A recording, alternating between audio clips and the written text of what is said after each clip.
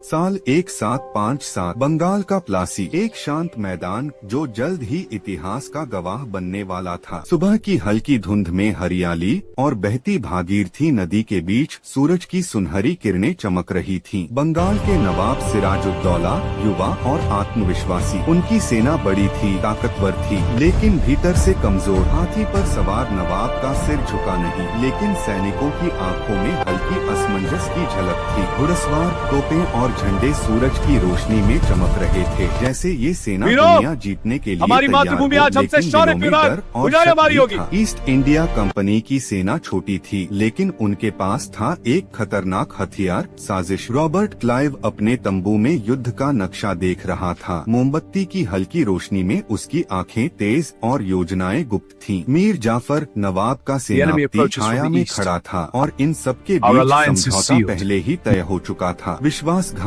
की मुहर तब लगी जब मीर जाफर और अंग्रेज अधिकारी गुप्त रूप से हाथ मिलाते हैं। आग की हल्की रोशनी उनके चेहरे पर अजीब सा खेल दिखा रही थी और यह सब बिना किसी शब्द के कह रहा था कि नवाब की ताकत अब कमजोर है। 23 जून 1757 प्लासी का युद्ध शुरू हुआ। तोपों की गर्जना, तलवारों की टकराहट, घोड़ों की दौड़ और धुएं से ढकी हवा। यह मैदान अब युद्ध का प्रतीक बन गया। लेकिन निर्णायक पल पर मीर जाफर की सेना खामोश खड़ी रही। सैनिक एक दूसरे को देखते रहे, कोई आगे नहीं बढ़ा और सैनिकों आगे आओ। नवाब की ताकत हमारे को वीरों का तोड़ने मदद के व्यर्थ लिए नहीं काफी जाएगा। थी। सिराजुद्दौला घबराया हुआ था, उसकी सेना पीछे हट रही थी और अंग्रेज मजबूती से आगे बढ़ रहे थे। विश्वासघात ने पल भर में ही सेना की शक्ति तोड़ दी। कुछ ही घंटों में नवाब की हार तय हो गई। मैदान में अब सिर्फ टूटे तोपों, बिखरे हथियारों और धुएं का साम्राज्य बचा था। शांति और दुख ने हर जगह फैलाया, जैसे इतिहास खुद यहाँ रो रहा हो। यह सिर्फ एक युद्ध की हार नहीं थी, यह भारत की आजादी के लिए आने वाले लंबे संघर्ष की शुरुआत थी। और ऊपर बंगाल के किले पर ब्रिटिश झंडा धीरे धीरे लहराने लगा। उगता सूरज उसकी चमक पर पड़ते ही भविष्य की कहानी बता रहा था। प्लासी का युद्ध छोटा था, लेकिन इसके परिणामों ने भारत को लगभग 200 साल की गुलामी की राह पर धकेल दिया।